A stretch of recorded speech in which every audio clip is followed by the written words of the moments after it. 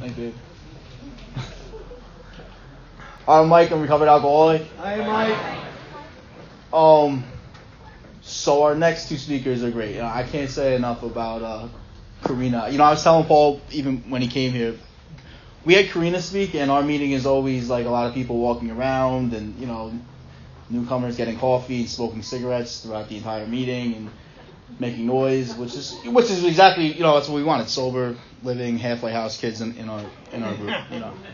But I swear to God, I know it sounds a little hokey and stuff, but when Corina came and spoke, the room was like dead silent, and we talked about it for like 3 or 4 weeks after, and people say like I could see the look in their eyes came back and stuff.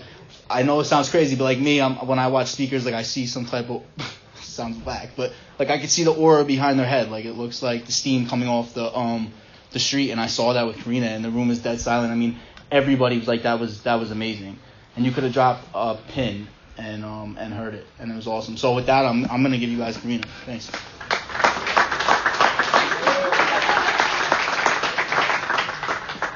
Thank you.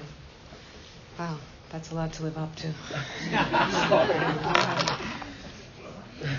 Hi, my name is Corina DeLeo. I'm a recovered alcoholic. Hi, Corina. And your phone may jangle at any time or day or night.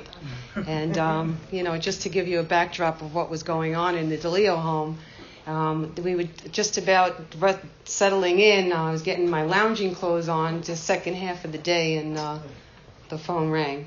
And I felt like somebody, excuse me,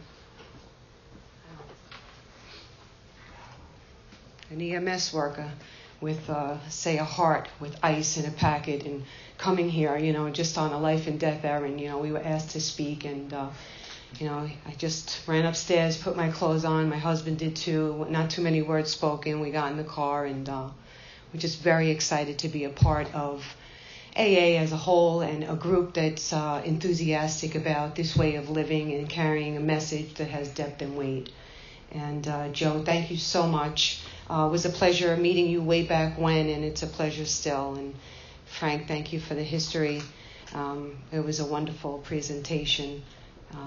And so I introduced myself as a recovered alcoholic, and anything less than that would be being prideful. That would be denying the power of God. In our textbook, Alcoholics Anonymous, it says Alcoholics Anonymous, the story of how many thousands of men and women have recovered from alcoholism. And that, when I opened that page and I read that was hope for me. I was delivered into Alcoholics Anonymous back in 1999, and I did not get sober then. I hung around Alcoholics Anonymous for 16 months. Through God's grace, I was able to put the drink down. I didn't have to go to rehab. You guys opened your arms and welcomed me here, and I knew that I found a home here with you, and for that I was grateful.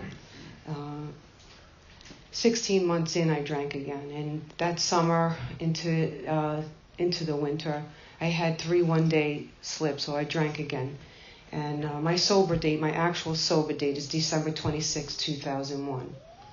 And I don't really want to talk about that too much because I can tell you from December 26, 2001, I had many emotional relapses.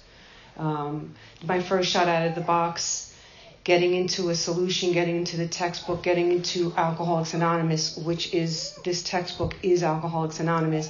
I was under the guise that if I went to enough meetings, that my alcoholism would be relieved, and that turned out not to be the truth for me. Because I am a real alcoholic, I'm textbook alcoholic, Dr. Jekyll and Mrs. Hyde. I take a drink and I'm a transformer. I turn into something that is not anything like you see now.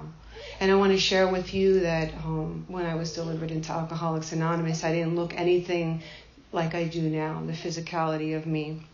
I was 80 pounds, I had an inverted stomach, I had yellow skin, and my hair was falling out. And I was drinking out of a walk-in closet. And truthfully, the last 5 years of my drinking, I had a desperate desire to stop drinking. Unbeknownst to me, the diagnosis for alcoholism. I thought an alcoholic was someone that drank too much and did crazy things. Well, yeah, that was part of definitely what I did. I knew that. And, I just was caved into the fact that I was just going to die that way because I had tried to not drink. And I was drinking against my will the last 5 years of my drinking. So getting delivered into Alcoholics Anonymous, having those one-day slips, and then finally, putting the drink down for good and for all. And how I was able to do that was through God's grace. I believe that my desperation met God's grace, and my story is a story of grace. And so that 16 months that I wasn't drinking, I was stealing. And so I now know today that the stealing was treating my alcoholism. And in the middle of going to meetings and doing a 90-90, I met a woman who was armed with the facts about herself, which simply meant that she had been through the process, she had a spiritual awakening, and she had what I wanted. She had bright, shiny eyes. She was able to speak. She was facilitating the meeting that I was at. It was a big book study. And she was able to talk to people. I was unable to do that. I approached her and I asked her if she would help me. And she gave me her most precious commodity, which was her time. We went through the steps. We went through steps 1 through 9.5. And, the textbook is very, very clear. Half measures avail us nothing. And so a middle-of-the-road solution is not going to work for a real alcoholic. I didn't know that. But I can tell you that I definitely had a spiritual awakening. My spirit was awakened even though I had only gone through those 9.5 steps. What I want to share with you today is about walking around with untreated alcoholism in the rooms of Alcoholics Anonymous and having a second surrender. I was under the delusion that if I could stop drinking and go to meetings that I was going to be okay. I did that and that didn't work.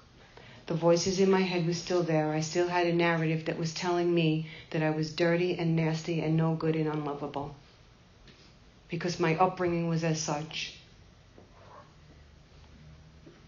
And I had no drink to put in my body to quiet the voices. Today I have a God consciousness and I learned to listen to that voice and it moves me and it guides me to where I be. Back then I had a lot of voices, and I now know to be the lower power. And at times it can show up in my life. It can show up in what is the real problem. For the real problem, the alcoholic centers in his mind, right? So my mind is really the problem. It's me, I'm the problem. I found that out.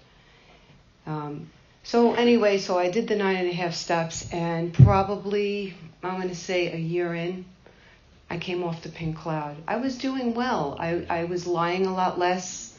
I was stealing a lot less. I wasn't drinking, and I thought that was the brass ring. I thought that was it. But there were no marching bands. Nobody really cared if it failed to realize that it was an inside job. In the textbook, it talks about when the spiritual malady is overcome, we straighten out physically and mentally. I had it backwards.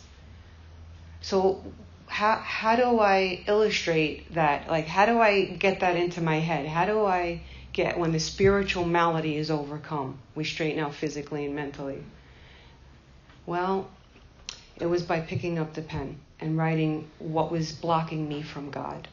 Getting out, we have this soul sickness and the manifestation of self. It's me on me. And, I can't see God. I can't see you. I wake up with myself and it's just, I'm self-centered and I'm filled with self-centered fear. And there's no other recourse for me but to act out. And if I don't have the drink, I'm going to try to fill that hole with something else. My alcoholism demands to be treated, whether it's with men, money, food, drugs, alcohol, doesn't matter, credit cards. I'm just going to obsess over something to make me feel okay. Because my natural state without anything in my body is restless, irritable, and discontented. But I want to, before I go into the untreated alcoholism piece, I wanted to share what it really means to be an alcoholic. Because, we're all in different places in our sobriety, and I don't know if it's your first day or if you've been here for 20 years. But it's described in the doctor's opinion, the body, the allergy. If I take a drink and I put it in my body, I set off the second symptom of alcoholism, which is that drink demands another drink, and it makes it virtually impossible for me to stop. That's bad news, but there's even worse news. My mind lies to me and tells me that I'm okay. When I read that in the text, it blew me away because my experience backed it up. For 5 years, day in and day out, I would say to myself, I am not going to drink. I didn't want to see the disappointment in my child's eyes. I didn't want to see the disappointment in the people that loved me. And yet I was drinking against my will because at some point, in my awakened moments, the liquor that I had concealed about the house would say, "Psst, I'm over here. You can have one. No one's going to know." I would believe that lie. I would ingest it, and the second symptom is set off. Makes it virtually impossible to stop. Now, I believe that I was born with the spiritual malady. It's described on page 52. It's also described as restless, irritable, and discontented. And that's the hole in the soul. Ever since I was cognizant of this earth, knowing that I was here, I always felt like nobody was coming for me. My dad left when I was 2, and my mother was my tormentor. Basically, I was a street kid. I was born in the 60s, and I was a wild child, and pretty much did whatever I wanted to do. But always restless, irritable, and discontented, stealing at 8, smoking cigarettes, doing all kinds of stuff to fill the spiritual malady, to fill the hole in the soul. And I always would wonder, what's wrong with me? What is wrong with my mother? That was her favorite. What's wrong with you? And if you keep hearing that long enough, you say, what's wrong with me? And I knew that there was something wrong with me. And nothing could ever seem to fix me, except alcohol, until it didn't. And so alcohol was my higher power for a very long time. It did for me what I couldn't do for myself. My loneliness was, if not as equally, disturbing. Because of all of the people in my life, in my youth, in my formative years, were very sick individuals and were very hurtful in both mentally, physically, spiritually. There was no nurturing in my upbringing. I learned not to trust. I had goofy ideas about what love was and relationships were. But in my heart and in my soul, I desperately wanted to be loved. So that makes for a resistance within yourself. And I never trusted people, and I was very quiet. In fact, my first 2 years in Alcoholics Anonymous, my home group, I didn't speak. I remember the first time I raised my hand after the meeting, when we poured out of the meeting, a person from my home group, I'd been there for 2 years, he said, I didn't know you spoke English. It was very, very quiet. It is funny, and we laugh about it all, there's a levity about it all, but underneath it, there's a deadly earnest, it's life and death, and I was dying inside. I was dying inside of untreated alcoholism. So, as I said, the pink cloud, I had some really good times in that year and a half, even though, it was still a lot of ugly narrative going on. But eventually I drank again. It was hard to, you can't think your way into right living. You have to live your way into right thinking. And so I went through the process again 6 years in, but I want to share a little bit about the untreated alcoholism. So I'm going to meetings. I'm not really sharing. I don't have a sponsor. I'm double dipping, if you will. I have the separate life, the double life that they talk about in the textbook. And I have 2 lives. I'm living with somebody, I'll say 9 years, and in that 9 years, there's a 6-year relationship that I'm dating somebody in Alcoholics Anonymous. And I'm going to college, I got 3 jobs, and I'm a caretaker. So there's a lot of energy in this little body. But the part is that what I want to share with you is that somewhere in my alcoholic mind, I knew that my moral fiber was as tissue. I knew that. And I knew that my fear, my self-centeredness, and my selfishness, and my dishonesty, all of that changed the course of my life forever. The person that I was living with was not an alcoholic. He loved me dearly. He was the one that helped me to get into Alcoholics Anonymous. And he had a lot of money, and he loved me, and I had anything at my disposal. I had a beautiful home that I lived in, clothing. I had my own motorcycle, my own Corvette, jewelry, and yet I was dead inside as a result of self-manifestation. In the end, after going along for 6 years doing this, every day I would go home, every night I would go home and I would cry because I was praying, but I really didn't have a practice. I fell off, my moral fiber fell off like a ski jump. It's like I wasn't doing 10, 11, and 12. I failed to practice all the things that my sponsor had taught me, and I came back. And the 9-step promises came true for me in reverse. And it was a very dry, I was living in spiritual poverty. It was very painful. I cried every night, and I would cry to God, and I'd say, I don't want to live like this anymore. Please help me. But yet the next day, just like the drink, I picked up the guy again. And I was in this obsessive relationship with him. And in the end, I ended up getting into a motorcycle accident. I lost control of my bike on one of the highways where I live, and I hit the middle divider at 70, and I was thrown 40 feet, and I laid bleeding out, and the doctor happened to be driving by and gave me a tourniquet and saved my life. I was taken to Bellevue Hospital, and there I laid for 3 months. And all God's grace. In the hospital, the 2 guys met each other. I was just so out of it. There was, just nothing. I wasn't even in the mix. But in that, when I came home, ultimately they took my leg. I'm an amputee. Ultimately they took my leg.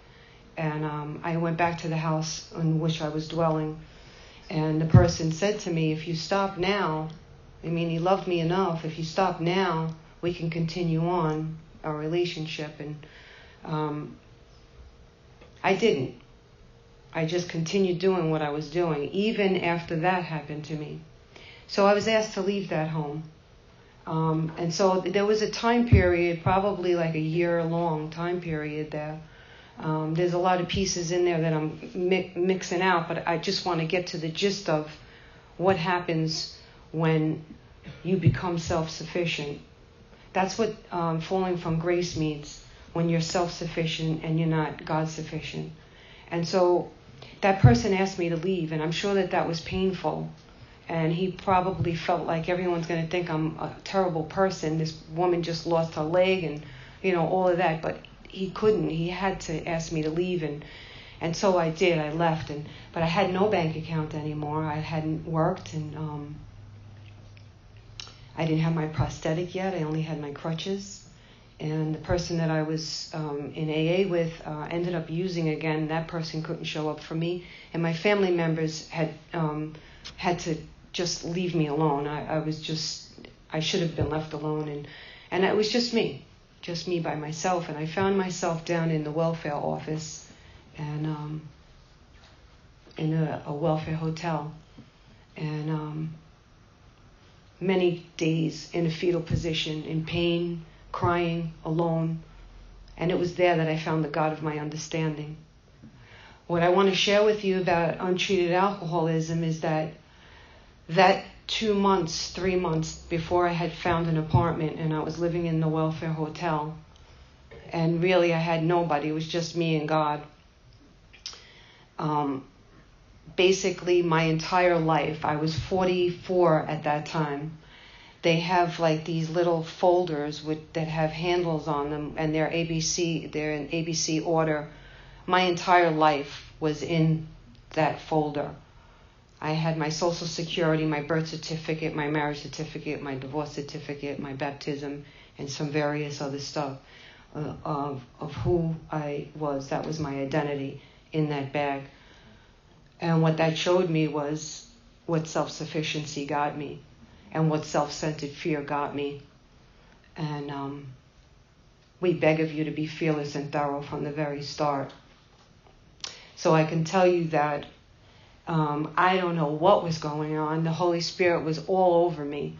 I didn't know where I was going. I didn't know how to get certain things done. And yet I'd find myself at a window signing something, and there was checks being had and apartments getting had. And I found myself in my first apartment by myself. I feel like I've been married since I'm 12. Because I was always taking care of. I had my son when I was 16, and I thank God for His grace and that I chose life, because it didn't have to be that way. I have a 40-year-old man, beautiful son, and I'm grateful for that. But so I get this apartment, and God had revealed Himself to me in those quiet moments, in the times where I didn't know I had nothing, or did I? I had nothing left to lose. And I believe that that's where the freedom comes from. I went through the process again, and it was beautiful. I thought I had it reversed, but I didn't, because the spiritual malady had been overcome. If I had been working like I had been working the first half of my life to try to wrest and pull out of life what I thought I needed to have my basic instincts met, whether it be by a man or money or anything in this material plane, I would have missed the entire show. In the first step, I realized that I was powerless and that I was going to drink again. I knew that. In the second time around, in this first step, I realized that I was powerless not only over the alcohol, but over everything, including my thoughts. And that my life was unmanageable inside, that I couldn't manage this spiritual malady on my own. Us humans are created in such a way that hole in the soul is a VIP spot made only for God. Only He can fill that. And that's what I came to know. My God is not something that is, I don't have a visual on it. It has changed over the years. But today it's a knowing. It's a guiding. It's something that I depend on. And the pressing in. So I've learned now to live this interior life. And I allow God to discipline me. Once I understood the problem, that lack of power was my dilemma, that the alcohol was nothing but a symbol of the problem. Once I understood that, I would be able to connect to the power. Now the power had revealed itself to me in the way of guiding. And I allowed it because I had nothing else, and that was so beautiful. And so in the third step, even though I didn't really understand what was going on with me, and I love that because this is not an intellectual program, this is a 12-step spiritual program. My spirit has to be awakened, in that I position myself in such a way that I align my will with God's will. And so what that looks like in my life is that when I have a thought that doesn't feel right, we know right from wrong. I learned to listen to that one still voice instead of all of the other voices. And through picking up the pen that second time, I got to see, without the drink, that I still have a sinful nature, and that I can't do anything without God. My need for God, even today, 16 years sober, 10 years practicing this way of life, that I need God more than ever. I do more now today than I've ever done in my spiritual practice. And I have to allow God to discipline me because I don't know what's good for me. I learned that through trial and error. You know, it's okay to make mistakes. That's why they call it practicing. I've learned the most from my mistakes. And the women that I get to sponsor, I'm so grateful that they're in my life. We cry a lot and we laugh a lot. But it's intimate and it's real. And it's beautiful and it's God.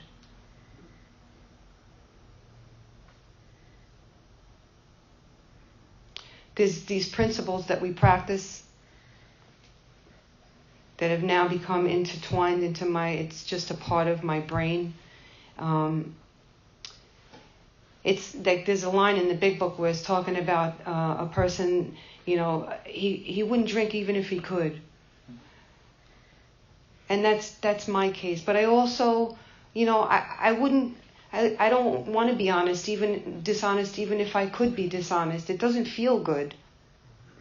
I don't want to be angry with people. I don't want to be separated from my fellows. And the only way I can do that is to fellowship with God at any moment.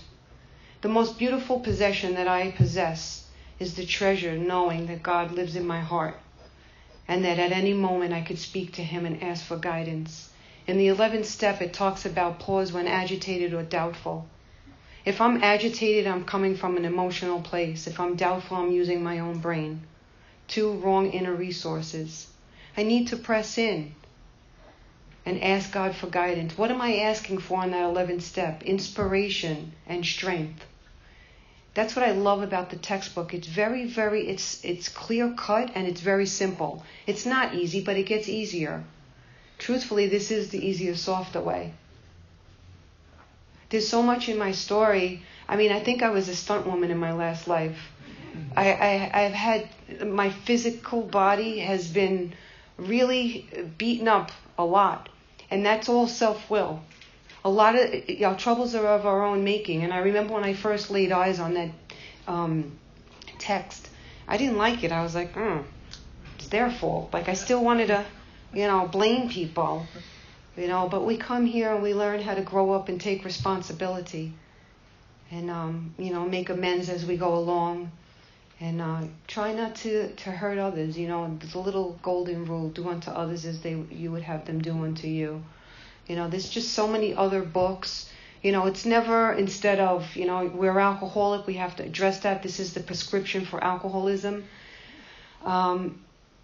But along with, there's so many other books that have helped me in my journey to get closer to this power and to really understand the mind of God so that I could fill up and release.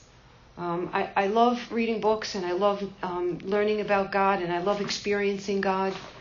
And one of the biggest reasons I love to do that, if you have love and you have nowhere to put it, it's useless. And it's the same thing with this, the textbook. I could have all the knowledge in the world, but if I don't apply it and practice it and give it to somebody, I really haven't gotten it.